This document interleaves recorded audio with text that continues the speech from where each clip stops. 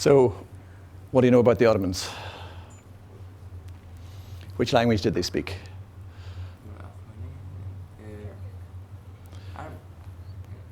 No. No. Turkish. Turkish. Yeah.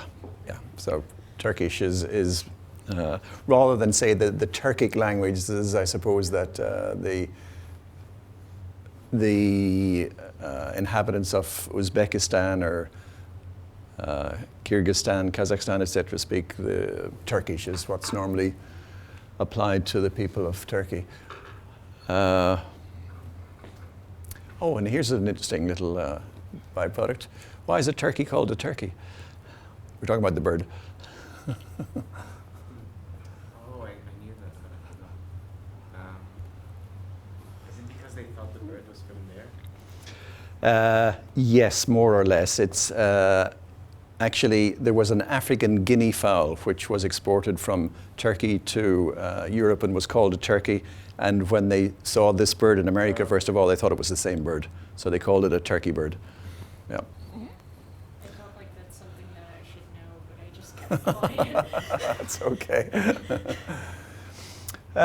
This is a useful little map because the color coding shows you the expansion of the empire in different times. I'm not sure if the key is large enough to read, but you can see how it starts off in this dark blue area in the northwest corner of Anatolia.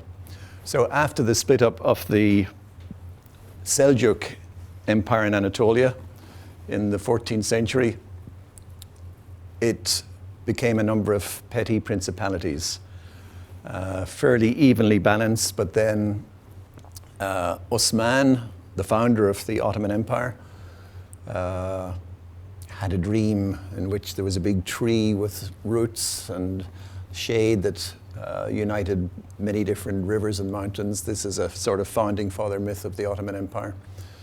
But they expanded rapidly into Bursa in the 14th century. That was basically the last outpost of the Byzantine Empire at this stage. When they first came to power, Constantinople was still occupied by Byzantine forces. Later on in the 14th century, they expanded westwards into Europe across the Dardanelles Channel here, very close to the landmass of Western Anatolia. And in fact, they were first invited by some of the factions of the Byzantines in Constantinople who were fighting amongst each other to help them in their cause against the ruler. But they quickly gained a foothold there. Went as far as Kosovo and Serbia very quickly. And they, in fact, had gained a lot of the territory leading towards Constantinople. But there was a major setback in 1402 with the invasion of Timur, Tamerlane.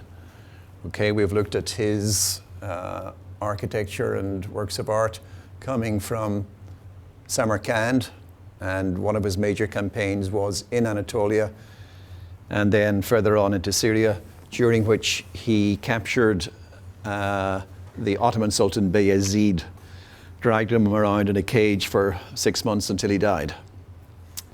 So you would have thought that would have been the end of the Ottomans, but in fact the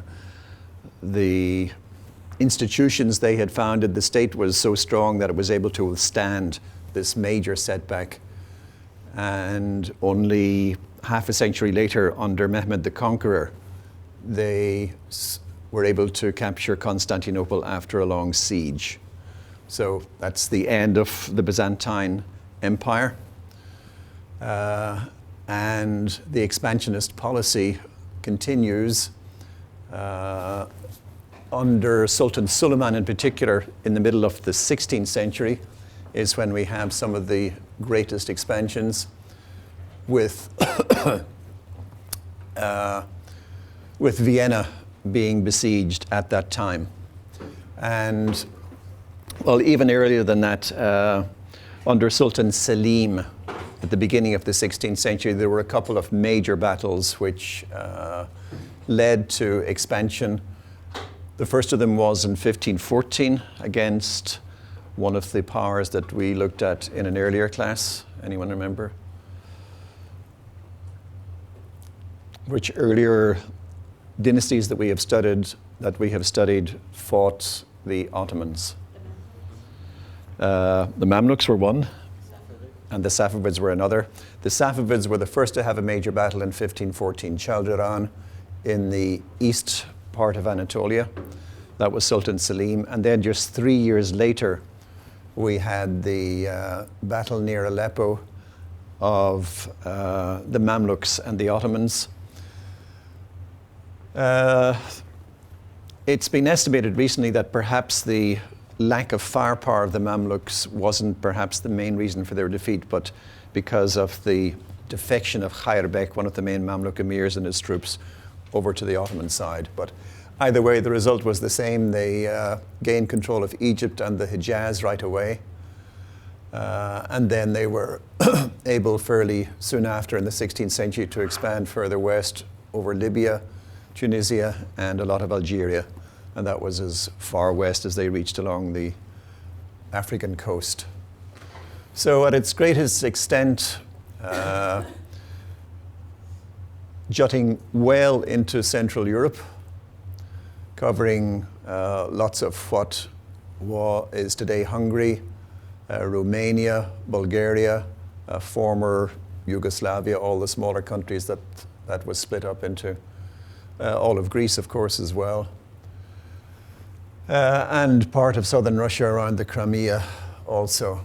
So this was really the largest of the Islamic empires, bigger even than the Mughal and Safavid ones, and certainly bigger probably also in terms of wealth. 17th century is when we begin to see a decline. There was another unsuccessful siege of Vienna in 1683, but after that the forces in Europe managed to unite more and begin steady repulsion of Ottomans in European territory. The big difference came in after the First World War, of course, when by that time, in fact, they were in charge basically only of Turkey, Syria, and Egypt and the Hejaz. But after that, just Anatolia was all that was left of the Ottoman Empire. Number of institutions you should know about which were important for the running of the system. One was the Millet System. Anyone heard of that? Which is? It was like communities of non-Muslims that would be allowed to abide by their own laws. Yes, there was. Sort of like a liaison Mm-hmm. with the Ottoman government, Mm-hmm. typically like the leader of their religious community. Yes, so I mean, they started off by forming good relations with, say, the Orthodox Christians after they captured Constantinople by having this system whereby the other religions had considerable autonomy. So that was one. Another is the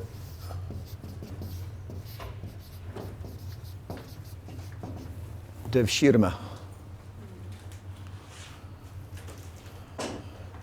Anyone heard of the Devshirme? No? This was a levy of Christian youths taken from the captured territories, mostly around the Balkans, whereby they were brought up as Muslims, and then they became part of the new troops, the Yeni Cherry, the new troops, otherwise known in English as the Janissaries.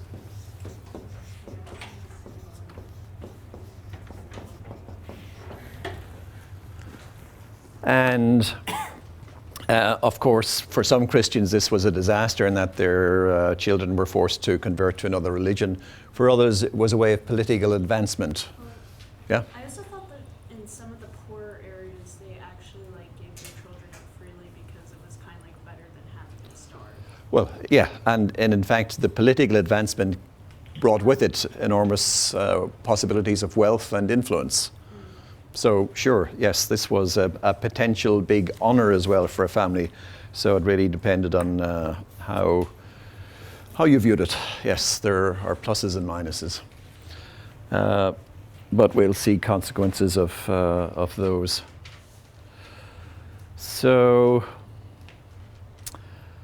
that gives us an idea of some of the main territories. Now, the location of the buildings that we're going to be looking at, Bursa, as I mentioned, is just in the northwest corner of Anatolia, a little bit to the south of Constantinople.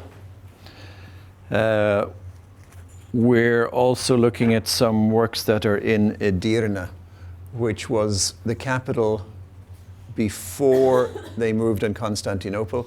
And this is situated about a couple of 100 kilometers to the west of Constantinople, of Istanbul, so on the European side. All of the other works that we're looking at are in Istanbul. So the first one is in Bursa, which was an early capital in the 15th century. And this was built under Murad I, 1366 to 88. Hodavandigar is the name of it. And we have a lower story on the top and an upper story on the bottom. Oh, you don't have a handout? Yes. A couple of you don't have handouts. There are two, hold on.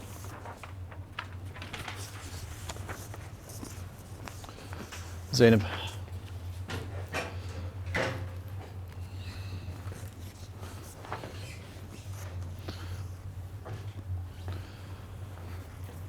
So, what do you think the functions of either of these two floors might have been? Khankar Madrasa. Okay. The upper floor, yes, it has a number of small cells around a corridor. So, accommodation for students, and in this case, yes, for madrasa students. Nadeem, how about the upper plan, which is the lower ground floor plan? The madrasa itself. I mean, there are 4 wings. There's 4 left. Yeah, it's possible that some of the rooms could have used for teaching, but actually it's referred to in the sources as a jama, as a mosque. So it's an interesting combination, really, of two different functions, although I suppose we have a parallel in somewhere like the Sultan Hassan complex here in Cairo, which also has madrasas and Friday mosque in the same location. The plan is interesting. It probably was open. There is a central courtyard here, which in fact is covered with a dome, but it probably had an oculus, an open hole at the top. There's a fountain in the middle of it. And there are steps leading up from this to the Qibla Iwan and to 2 side Iwans. But then there are 2 side rooms. And these occur in many early Ottoman mosques. They're thought to have been rooms for the, well, what's spelt in many contemporary texts as rooms for the ahis. Again, it's derived from an Arabic term, ahi, yeah. So, which is a familiar term these days in elections. It's the brotherhood. In this case, the name of the Ghazis, the Mujahideen, the fighters for the faith who were engaged in spreading Islam beyond its current borders. So they were important supporters of the early Ottomans, and they seemingly had access to rooms in most of the early mosques. But it's an unusual plan in that it has this Qibla Iwan extending from the rear of the building. Put it away, please. Hmm? Want to close, Put it away. want to close it first? Okay. We're looking at the front of the building here. What's the building material?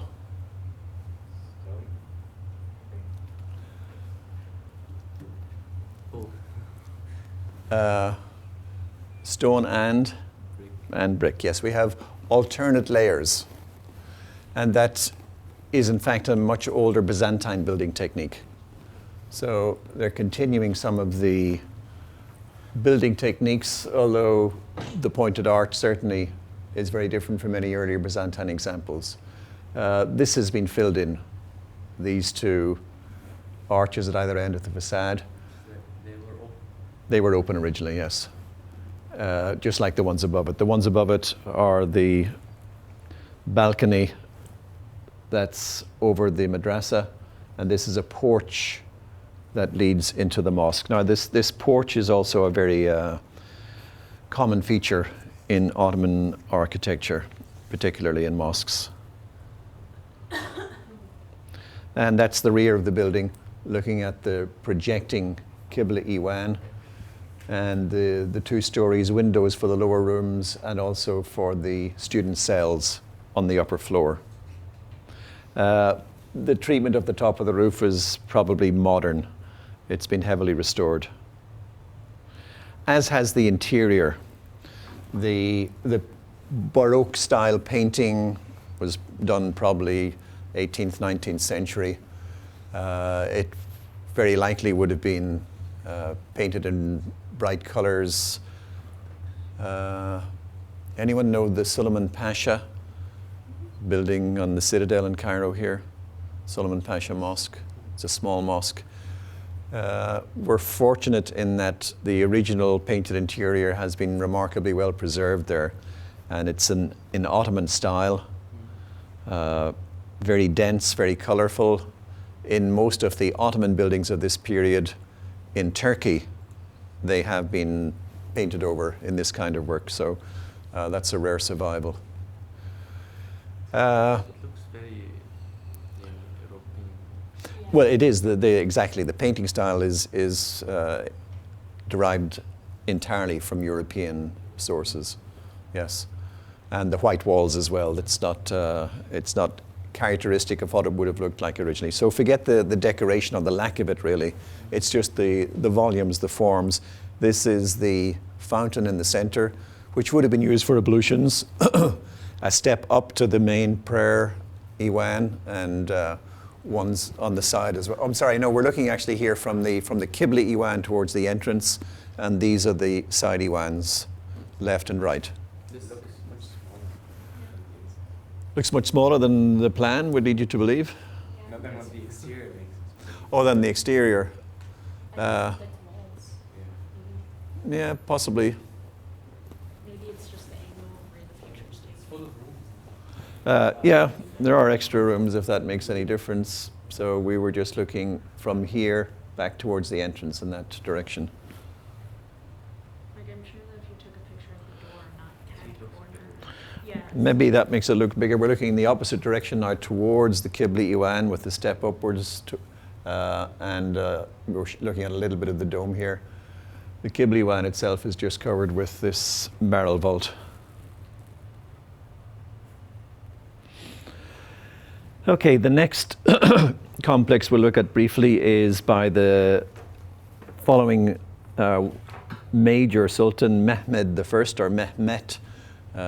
It's frequently spelled with a T instead of a D at the end. That's the Turkish form of Muhammad. And the Yeşil Jama and Turba.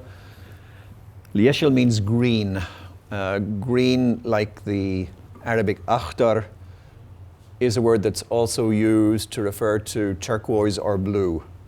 And we'll see, in fact, there's a lot of green and blue tile work in the building, and that's where it takes its nickname from. So the jam and the turba, those are in fact are just two of the elements of an original complex. And number one in the complex was a madrasa. Number two is the mosque.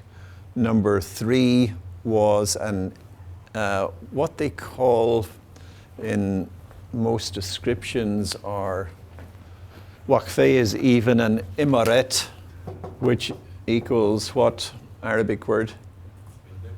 Amara, yeah.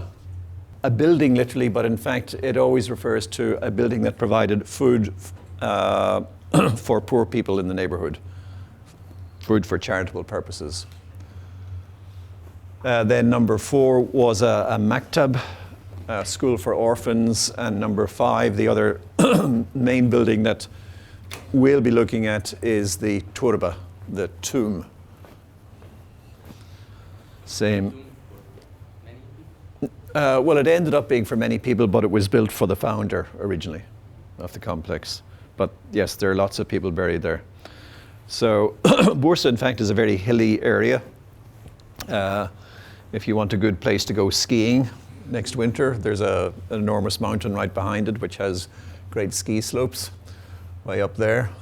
So on the right, we're looking at the mosque with a large dome over the courtyard, smaller one over the Qibla Iwan. And on the left-hand side, with the turquoise tilework visible on the outside, is the turba of the complex. Another thing to notice I should have mentioned with regard to the plan is the way in which it's spread out over the neighborhood. They're not like some of the Iranian ones arranged in a symmetrical fashion. So that's something to be aware of, and we'll see that that also changes a little bit as time goes on. Now here are 2 views of the interior of the mosque. It's in many ways similar to the previous plan that I showed you, with a central courtyard, a raised Qibla Iwan that projects from the rest of the building, and side Iwans which aren't visible here. This is the entrance, and in fact, above the entrance here, there is a very finely decorated loggia or balcony that was for the Sultan himself. And we also have very fine recesses which have superb tilework. Sorry, that was the mosque? These are 2 views of the mosque. This is the same carpet in the central covered courtyard area. It's covered with a dome, but probably had an open oculus again above it. Nice little series of recesses with polylobed arches covering them. And these occur in a lot of the early examples. There are some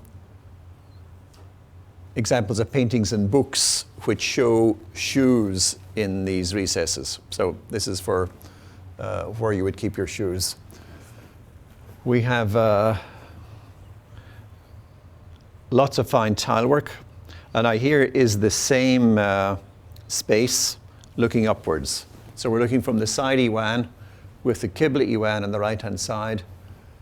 This is the balcony belonging to the Sultan on the left, the other side Iwan, and we have an interesting zone of transition between the lower square or rectangle and the upper circle.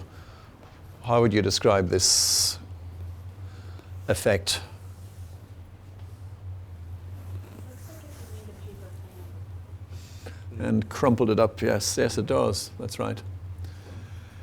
Yeah, there are earlier versions of this in Seljuk Anatolia as well, and it's really a unique form which, because of its characteristic appearance in this part of the world, is usually referred to simply as Turkish triangles. So, one effect of it, though, is to very much compress the zone of transition. Instead of it being maybe equal in height to the dome, it's much, much narrower than either the cube or the dome above it. And there is the remains of some original paintings on that part of the building, although we can't see it in detail, unfortunately. But this gives you a good idea of the quality of the tile work on the whole building. These are the tiles that are in the Sultan's balcony on the upper floor. And These are in cuerda seca technique, this technique which has a black outline. Cuerda seca, we had it in some of the Timurid buildings. The tiles it's a type of overglaze painting. It means colorless line in Spanish, and it refers to the black line that separates the main colors in the overglaze painting. So there are Spanish forms of this tile work, as well as examples in Turkey and in Iran. It's the same technique that was used to cover the very large tiled expanse of the Friday Mosque of Isfahan, the new Friday Mosque, the Masjid-i-Shah. And here's a detail of the tile work that is on the mihrab. I showed you the mihrab earlier. Who can read that for me? Amal. Amal is the first word, so the work of. And then its name. Well, it's more than one ustaz, actually.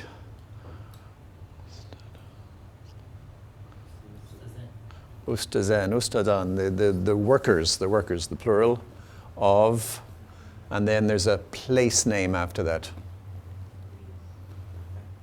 Tabriz. Tabriz. Okay. So that's why we have so much tile work here. The Iranians have brought their tile working techniques with them. It's not a form of decoration that was used extensively in Ottoman buildings before this, but there are many examples afterwards. So evidently we have a workshop that was proud enough of its work to sign it fairly prominently. It's in small letters, but still visible, facing everyone on the mihrab. And there's another verse in Persian on the other side, taken from Saadi, one of the famous Persian poets. So this is also in this cuerda seca overglaze painted technique.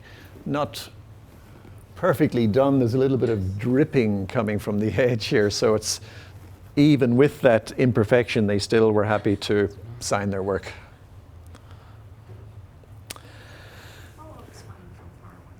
Okay, so here we're looking at the entrance now to the turba.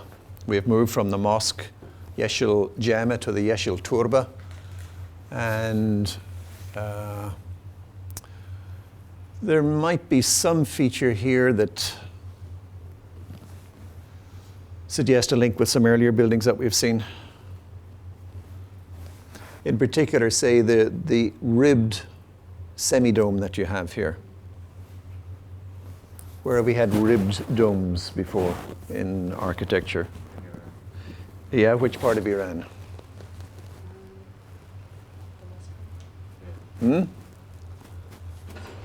Sorry, Isabel, what did you say? The western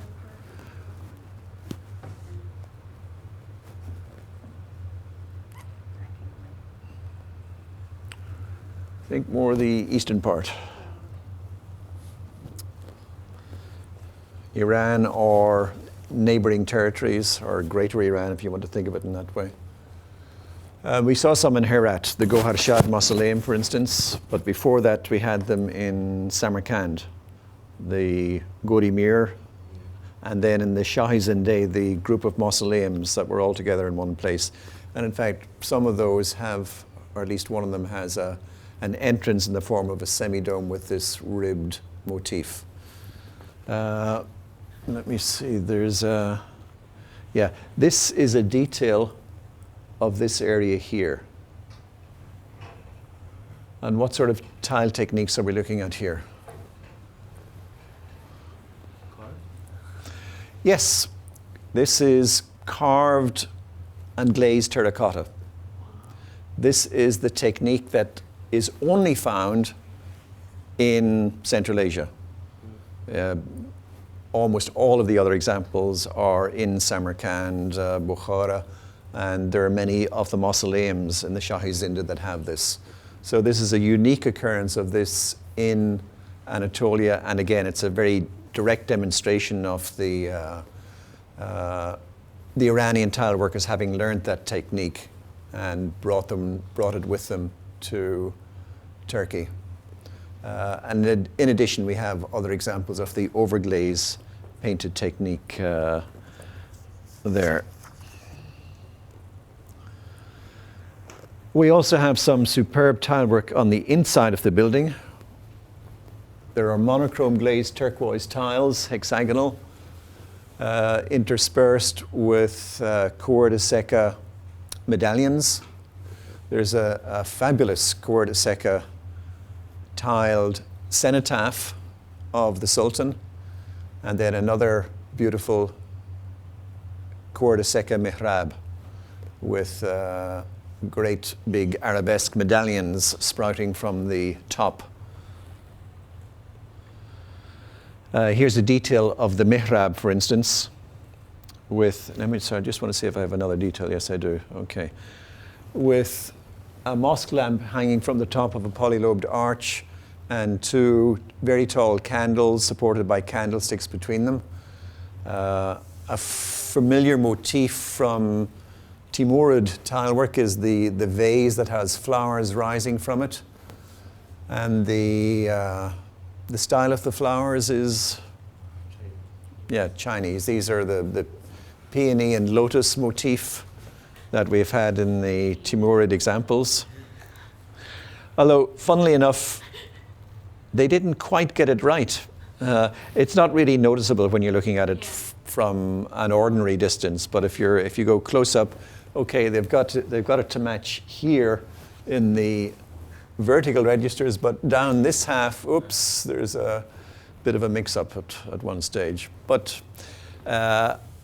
it was so valuable, maybe so difficult, that even with this mistake, they didn't go back and correct it. Can you go back? No. Yeah. So that's a detail of the area right inside this part of the mihrab. Okay.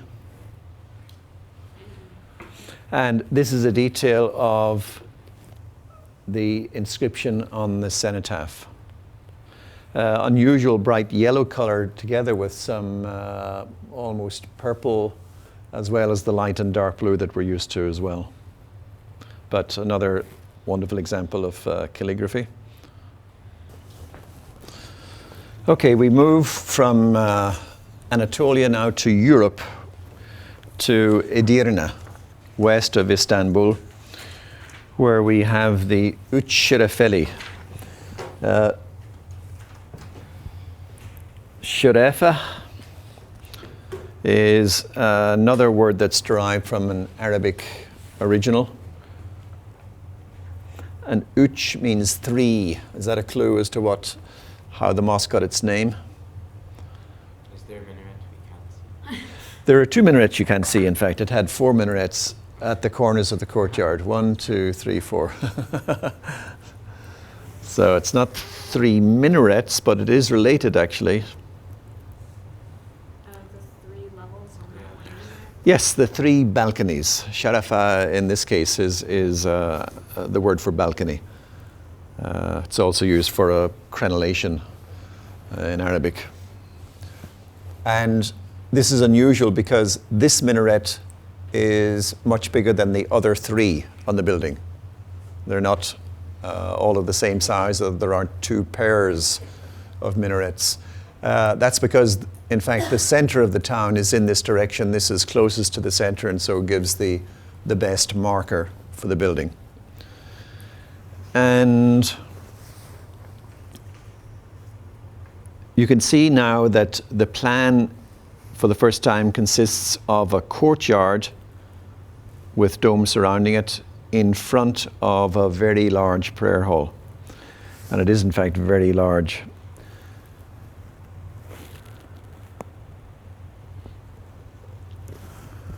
What is the shape of the main dome?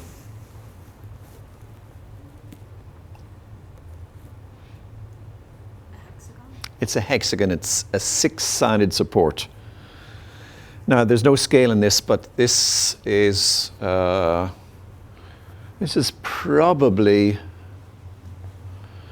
the largest dome in the Islamic world up to this stage, I'm thinking, in terms of its diameter. This is about 20 meters in diameter. So For example, what is, say, Sultan Hassan that we visited in comparison with this? Which dome? The Mausoleum Dome, the biggest one. Oh. I mean, that's the biggest we have in Cairo. 8, is it? Isn't the Shafi'i mosque bigger? In terms of its diameter, I'm not sure that it is. I think they're both around 15. Anyway, they're very close, but they're 15, so this is, 33% bigger still.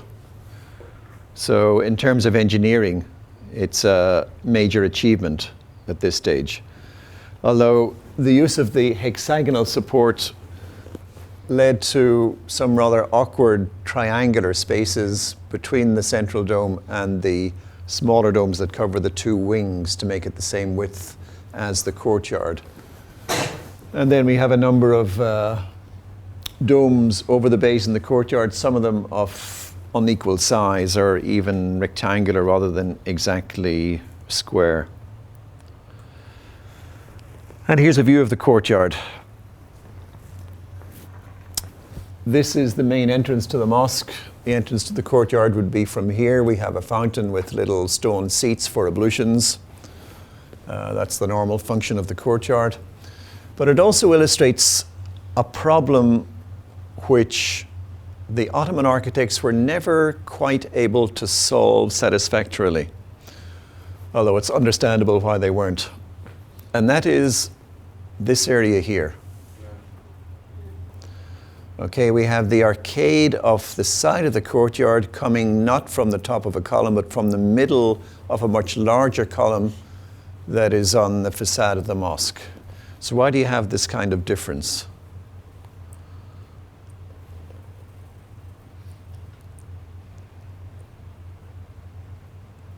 You want to make the courtyard domes lower than the mosque domes? Or something like that? Yes, well, you could have the arcades around the courtyard higher, but that would make it a bit claustrophobic perhaps for the size of the courtyard.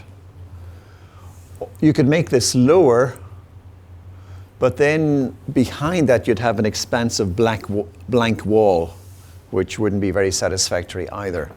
So reconciling these two competing forces is something that remained one of the major problems in Ottoman architecture. Now, here's an example, of a later building where they tried to reconcile it by keeping the size of the arcades around the courtyard all the same. But what happens when you do that is that you have this expanse of blank wall behind it. So that's not a terribly satisfactory answer either. So that's the problem that they have, and as I say, it's something to look out for. This is unusual in having some of original painting from the period preserved within the domes around the courtyard. The colors may have been retouched a little bit here and there, but the pattern is very likely original, and it's a wonderful arabesque pattern, intermingling with knotted motifs. No, it's actually, you can't see, you can maybe see part of it here, so the base of it is cursive, it's naskh. Although, yes, it looks like they've tried to make a regular pattern as much as possible out of the uprights, the alifs or lams. Here's a view of it as it was, nearly 30 years ago.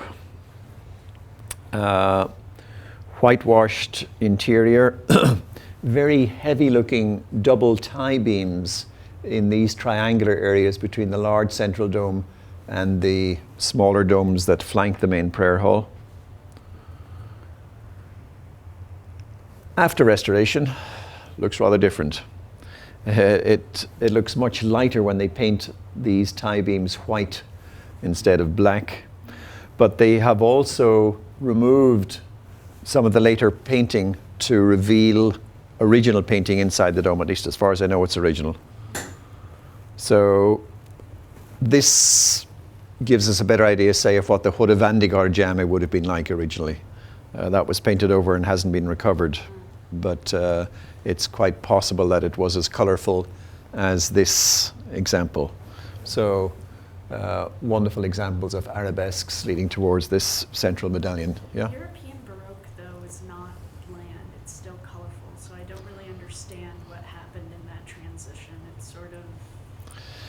That's true, although I think a lot of the architectural painting of European Baroque is more monochrome than colored. So I think they were copying the boring parts of Baroque, unfortunately. Yeah, I could just be thinking of just paintings and statues where it's kind of like, oh, well, it's fine. Oh, yes, the paintings for sure, yes, no question. However, not all of the restoration work is to be admired. I managed to sneak into the building when it was closed and took a couple of photographs during this restoration process, which showed, interestingly, some realistic looking trees amidst the more abstract type of decoration that is on the inside. This is one of the side domes in the main prayer hall. And when they had finished with the restoration, these disappeared, all of these vegetation forms. So it's a pity.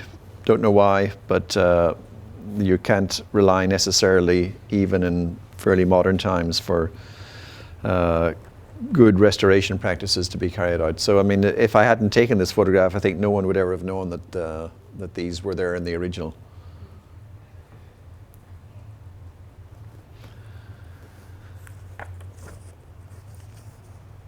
Okay, the next major patron we're looking at is Bayezid II, 1481 to 1512, spanning the 15th and 16th centuries. And he has two major complexes, one in Edirne also, and another in Istanbul. This is the one that's in Edirne. It's situated a little bit outside of the town, and it has a number of interesting features. It has a madrasa, and the Ottoman madrasa plan is much less varied than those in other parts of the Islamic world. There's almost always one single large dome chamber, a courtyard with arcades, rooms then surrounding it. And that was fairly similar to the earlier Yeşil madrasa in Bursa. But this also has a hospital with a very interesting plan.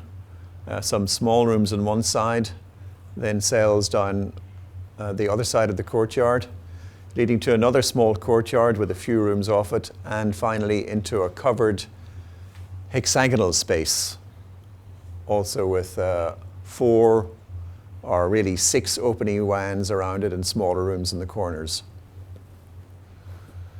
So there's the hospital, then there's the mosque. Again, one single very large dome chamber. Courtyard surrounded by arcades in front of it, and unusually shaped rooms for the achis in this case. We had just these small rooms flanking the side iwans, but in this case they're 2 9-bay units that flank the central dome chamber. And then the other main parts again are an imaret over here, and then a kitchen in addition. So very extensive buildings to prepare food both for the inmates of the institution and probably for the poor in the surrounding areas. So this is a view of the courtyard of the hospital. We have some of the rooms probably for the main administrators of the building on the left, and then an arcade in front of smaller rooms on the right-hand side. And this is the courtyard of the mosque. Now here, the mosque itself doesn't span the width of the courtyard in front of it, so they decided not to bother about trying to conceal the flat wall behind the arcades of the courtyard, and so in this case they could keep them all of the same height. We have a couple of details of the vault just in front of the main entrance next. So very dramatic use of muqarnas with this spiral propeller-like wheel or a hanging boss in the center of it. It looks like someone's looking at you. It looks like a dragon. Yes, but I have a feeling that's not actually the effect that they were trying to obtain. Oh, they had 2 eyeballs. What were they thinking? Well, they were propellers. Or mixing machines, or but it's certainly very dramatic. And also quite dramatic is this is the one we were just looking at. So if you look further up, you have the muqarnas dome with a rosette as a coffer in the center, surrounded by 4 deeper rosettes, and then you have these also very dramatic whirling ribbed domes to either side of it. So a different treatment than the painting, say, in the Uccelefeli, but also very impressive. And then you have a single large dome chamber, which does have more colorful painting, but it's all Baroque style. So not really something that gives us much of the flavor of the original. You'll have to go back and look at the Uccelefeli to get a better idea of that. Should have waited for Rococo. They avoided what? They should have waited for Rococo. Then they would have still had all the color and also some gold. Yeah. It is, in terms of its structure, very plain in that it has, well, what do you call this area? The pendentif, just an unadorned pendentif apart from the painting. Although, look at the amount of windows that we have. That's impressive in that you can, in a sense, weaken the structure so much to let a lot of light into it. It's a really weird. Well, it looks a bit weird, I think, possibly because of these Baroque edges that you have to the windows. That's what will make it look a bit funny. But you have regular tiers, which are all on the same level.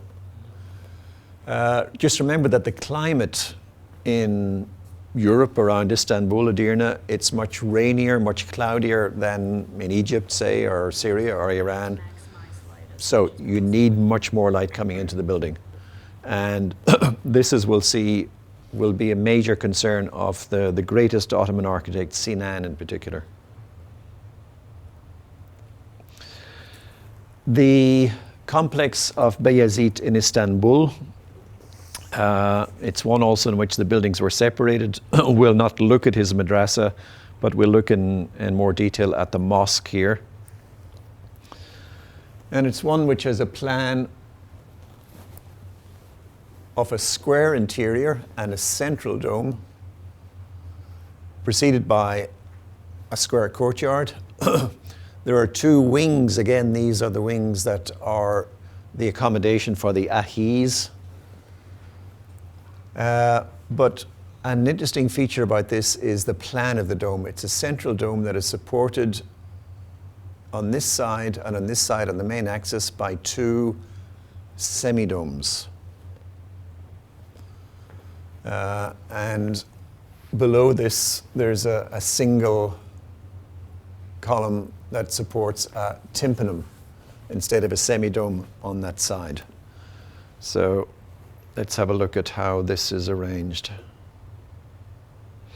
Here's a view from actually the steps of what is now Istanbul University. This was built outside what was one of the old Sultan's palaces, which is now occupied by the university. And we're looking at the entrance to the courtyard.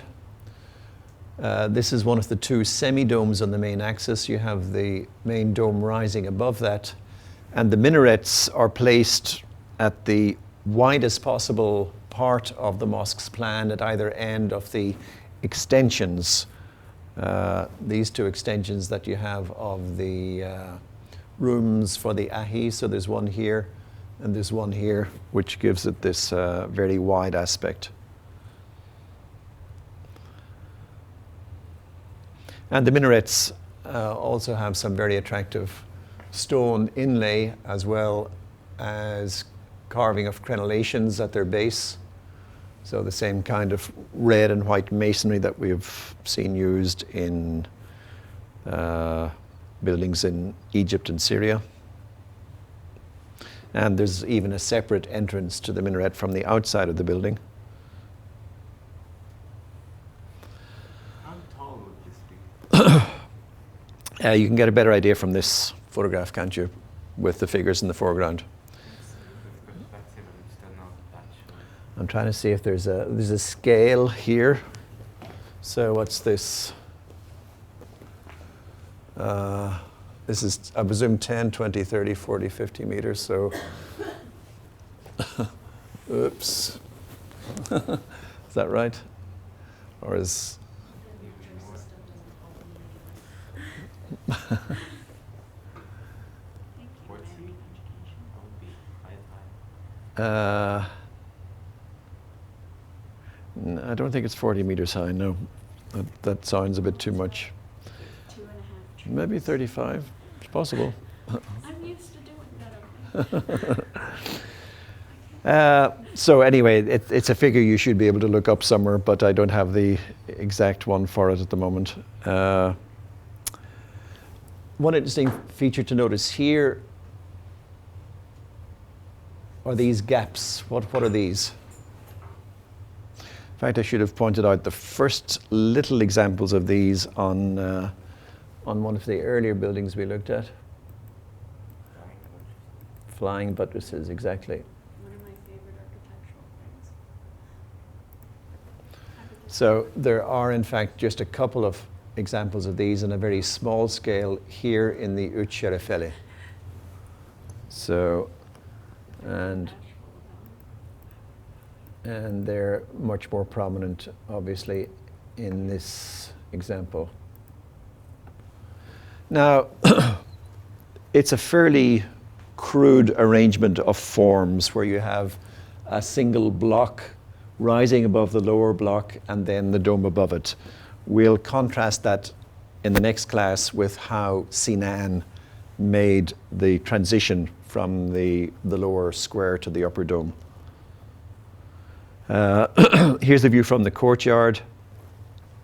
Now, here again, they do have the courtyard with the arcades all the same height around it, although arguably it makes the courtyard appear a little bit cramped because the arcades are so high on the sides, but it also leaves a bit of blank wall as well above the bay that leads into the courtyard. This is the semi-dome and the dome behind it. And here are two views of the interior. So we have a view towards the mihrab on the left and towards the entrance on the right-hand side. I think, just before I get back to that, a better idea at this stage is to go here and oops, where are we? There's no flash. There's no flash? Oh dear. Yeah, I think it's on. Wait a second. This is... I'm actually kind of surprised that the school computer doesn't have the newest version. No, of I think Flash. it's on the other browser. Okay, I thought this had... Doesn't have the doesn't have the one that I wanted. Actually, it doesn't have the Bayezid Mosque. Okay, we'll look at it. I'll try and get it in the next class and see if I can work it for the Shehzada or the Sulaymaniyah, which are two of the mosques that I want to look at.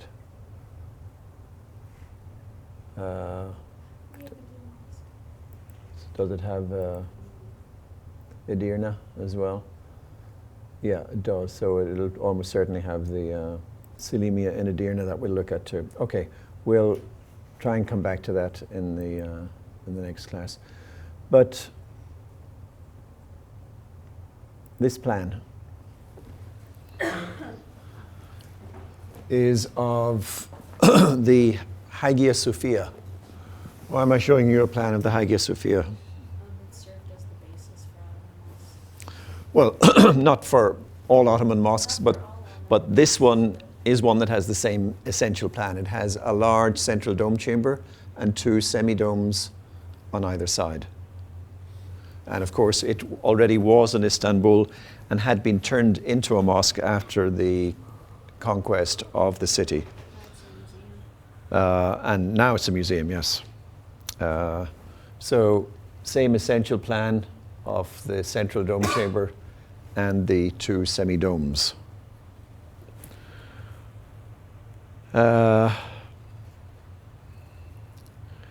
And here's another view of the same building, showing the same kind of tympanum that you have on the sides of the building.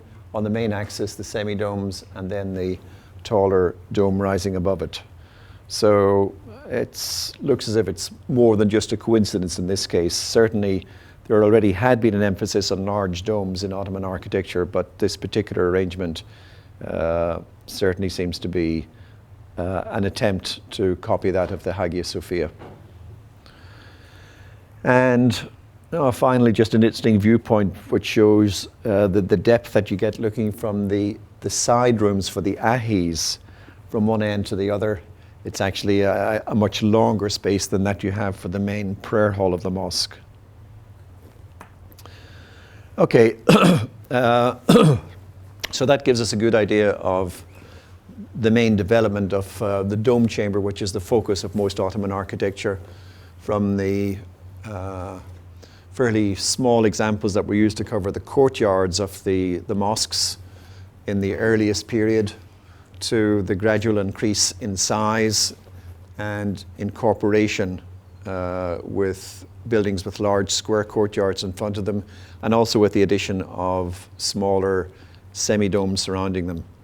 And that's a feature we'll see that is carried on with increasing complexity in the buildings of Sinan in particular. And that's what we'll concentrate on in the next class.